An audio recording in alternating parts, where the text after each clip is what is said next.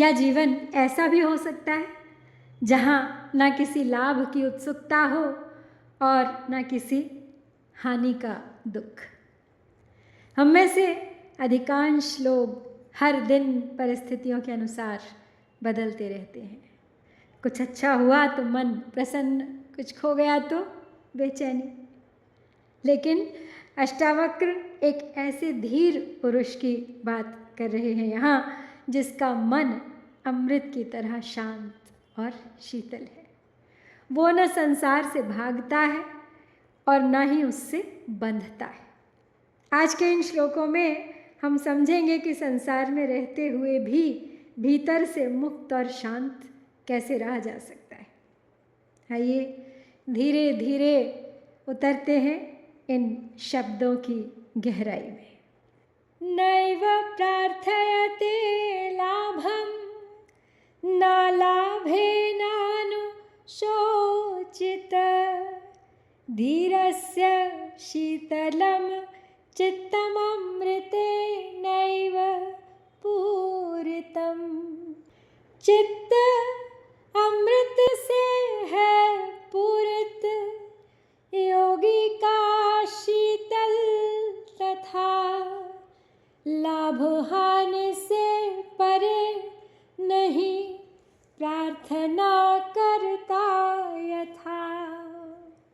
धीर का चित्त ऐसे शीतल रहता है जैसे वह अमृत से परिपूर्ण हो। वो न लाभ की आशा करता है और न हानि का शोक।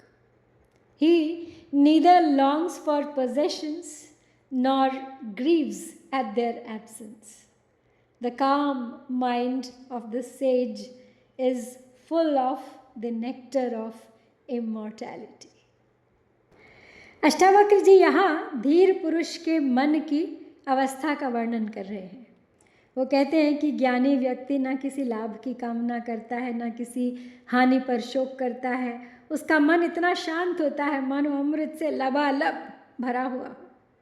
ज़रा सोचिए, हमारा अधिकांश जीवन किस में बीतता है? कुछ पाने की आशा में या फिर कुछ खो देने के भय में। यही आशा और भय हमारे मन को निरंतर अस्थिर बनाए रखते। लेकिन धीर कौन है? उसकी शांति किसी भी परिस्थिति पर आधारित नहीं होती। उसकी प्रसन्नता उसके अपने भीतर से आती है। इसलिए वो बाहरी उतार चढ़ाव से बिल्कुल प्रभावित नहीं होता। उसका चित्त अमृत सा शीतल है, छलक रहा है अमृत जिसके रोम रोम से। अमृत का अर्थ तो सब जानते हैं कि अब कोई मार नहीं सकता उसे। तो मतलब यही हुआ कि मृत्यु का भय सदा सदा के लिए उसके भीतर से जाता रहा। मृत्यु उसका कुछ बिगाड़ नहीं सकती। परीक्षित की बात याद करें। परीक्षित भयाक्रांत था, मृत्यु का भय था उसे कि तक्षक मारेगा।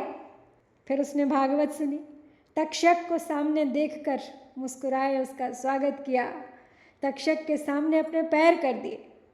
सद्ग्रंथों को सुनने का फल यही होता है कि मृत्यु का भय समाप्त हो जाता है। जो पहले ही अमृत से लबालब भरा हो, वो किस लाभ की भला प्रार्थना करेगा? नैव प्रार्थयते लाभम। तो बस यही सीखना है इस श्लोक से कि अपने मन की शांति को किसी परिस्थिति से न जोड़ें। अगर हमारी शांति केवल परिस्थितियों पर आधारित है तो वो कभी भी स्थायी नहीं हो सकती। ना शांतम स्तौति निष्कामो न दुष्टमपि निन्दति समदुःख सुख तृप्तः किंचित कृत्यं न पश्यति। सौम्य जन की स्तुति और दुष्ट की निंदा नहीं, निष्काम योगी तृप्त सुख और दुख की चिंता नहीं। धीर पुरुष न संत की स्तुति करता है और न दुष्ट की निंदा। वो सुख दुख में समान स्वयं में तृप्त रहता है। वो अपने लिए कोई भी कर्तव्य नहीं देखता। The dispassionate does not praise the good or blame the wicked. content, and equal in pain and pleasure. He sees nothing that needs doing. यहाँ पे अष्टावक्र जी एक और गहरी बात कहते हैं कि ज्ञानी न किसी की अत्यधिक प्रशंसा करता है और न किसी की निंदा। क्यों? क्योंकि उसकी दृष्टि द्वंद्व से परे हो चुकी है। हम सामान्यतः लोगों को दो भागों में बांट देते हैं, अच्छा और बुरा, अपना और पराया। लेकिन धीर पुरुष इन विभाजनों में नहीं उलझता, वो सुख और दुख दोनों में समान रहता है। इसका अर्थ ये नहीं कि उसमें संवेदनाएं नहीं हैं, लेकिन उसकी शांति परिस्थितियों की गुलाम नहीं है। कर्मयोग और भक्ति योग में निष्काम कर्म का प्रयोग अक्सर किया जाता है, तो निष्काम होने का ही प्रयास है यहाँ पर भी।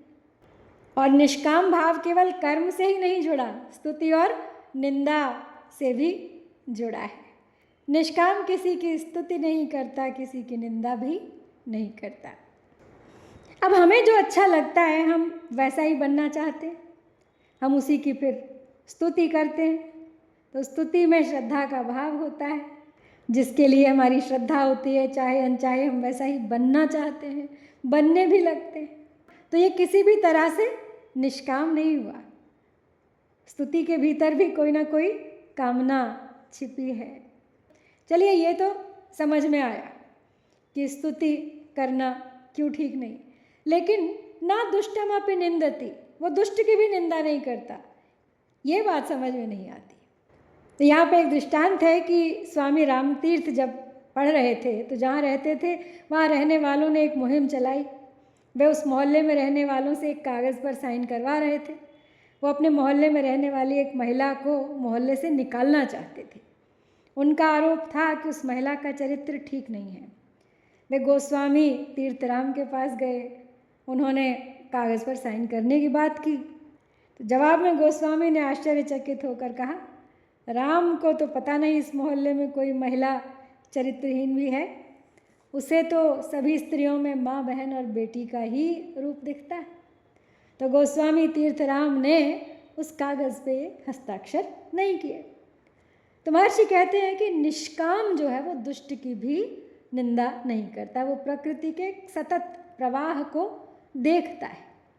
दुष्टता उसे सतही दिखाई देती है, ऑन द सरफेस। वो जानता है कि ऊपर जो दिख रहा है असल में वो वैसा नहीं है, इसलिए वो उसकी निंदा नहीं करता। अच्छे और बुरे के पीछे के सत्य को कोई देख नहीं सकता। इसीलिए कहते हैं पाप से घृणा करो, पापी से नहीं। और आज के समय में जहाँ हर व्यक्ति किसी न किसी तरह के जजमेंट में, किसी प्रकार के कंपैशन में, किसी प्रकार के स्वार्थ में उलझा है, तो ये श्लोक हमें अपने भीतर की एक संतुलित दृष्टि की याद दिलाता है। धीरो न द्वेष्टि संसारमात्मानं न दिदृक्षति हर्षामर्ष विनिर्मुक्तो न मृतो न च जीवति। हर्ष रोग विहीन ज्ञानी भावः सम्यक सृष्टि है, ना ही मृत और न ही जीवित जगत में समदृष्टि है।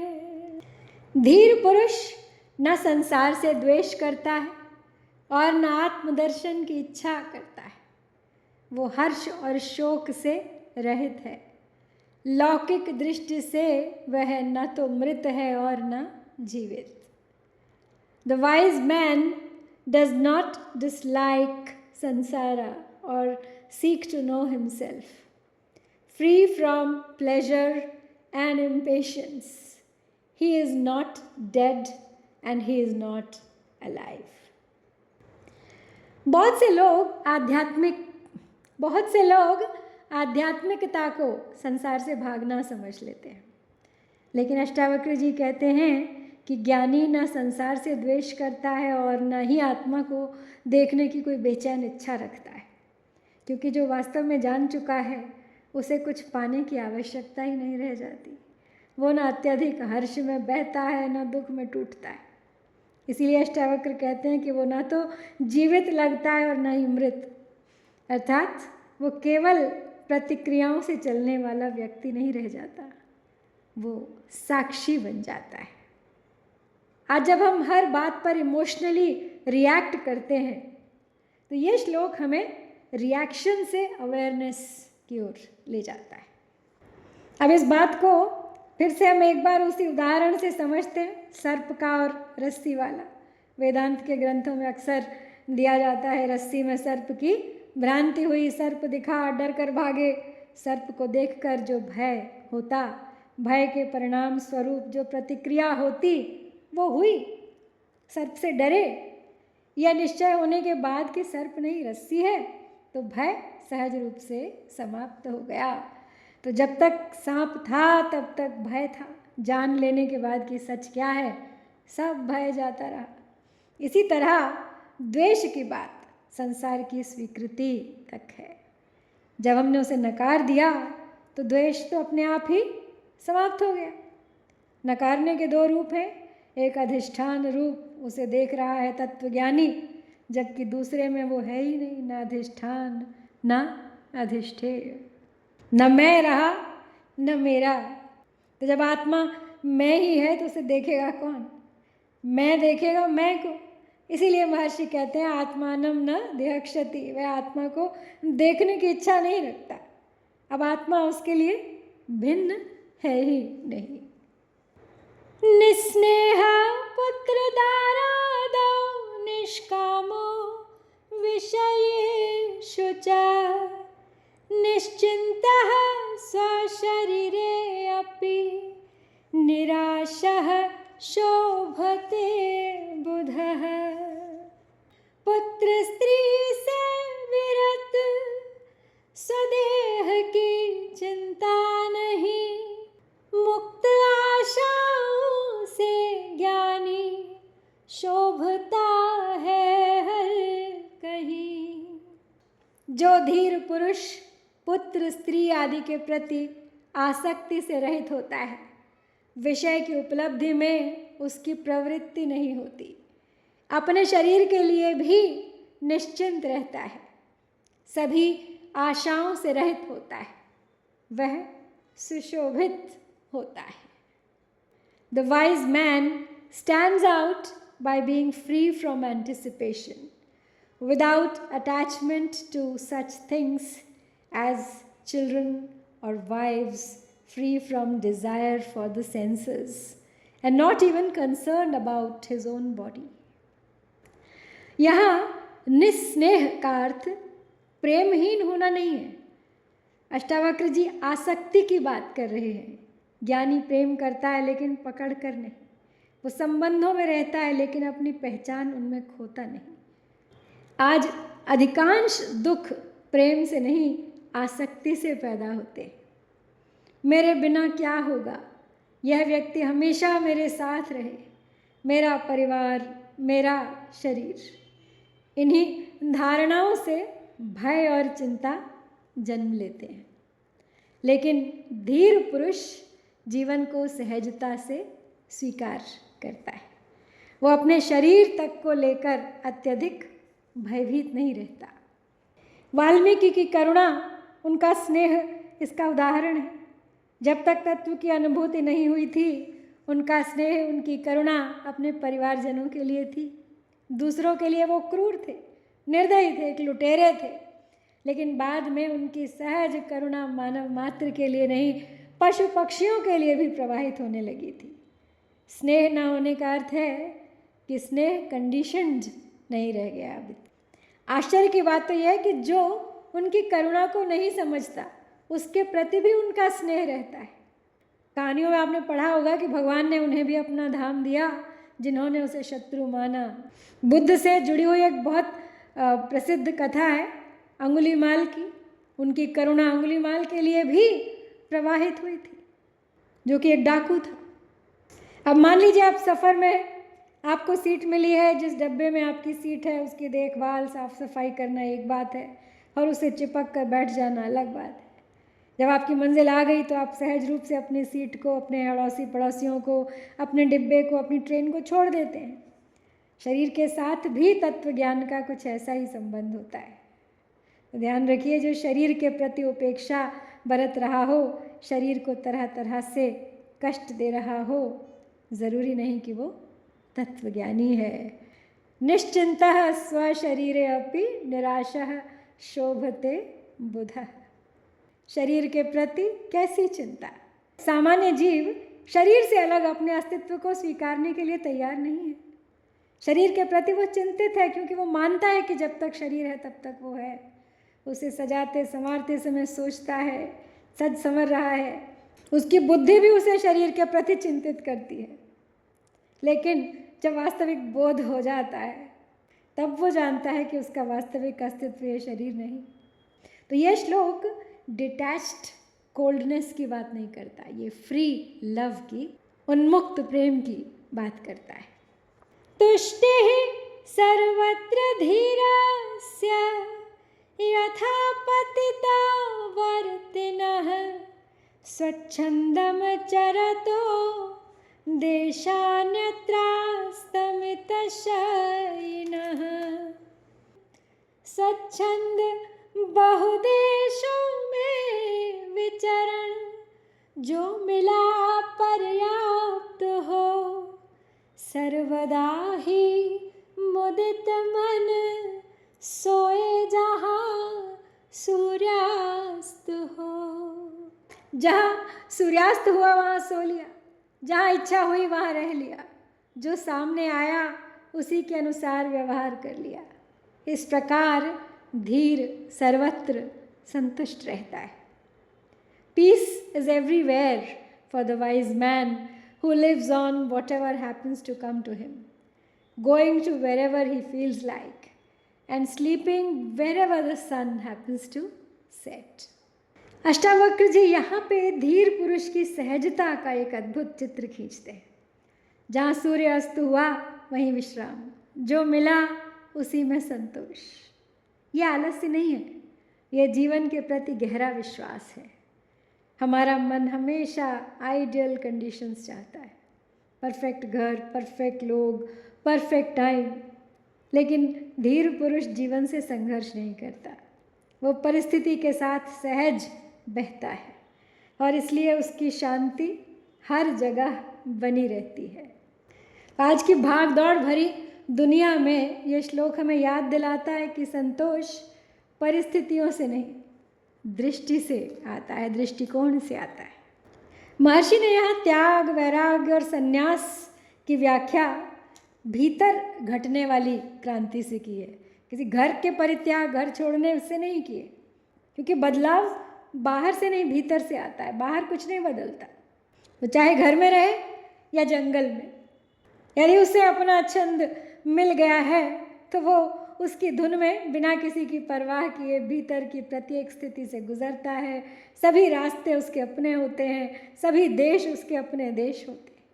भीतर होने वाले परिवर्तनों से वो कन्नी नहीं काटता, सभी में विचरण करता है।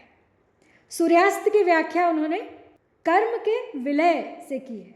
तो जब सब थम गया तब वो विश्राम करता है। प्रकृति के नियमों के साथ तादात्म्य की स्थिति है ये नियमों की, मर्यादाओं की स्थिति नहीं, ये सहजता की अनुभूति है। तो आज के ये 5 श्लोक हमें संसार छोड़ने की शिक्षा नहीं देते हैं, बल्कि संसार में रहते हुए भी भीतर से स्वतंत्र होने की दिशा दिखाते हैं।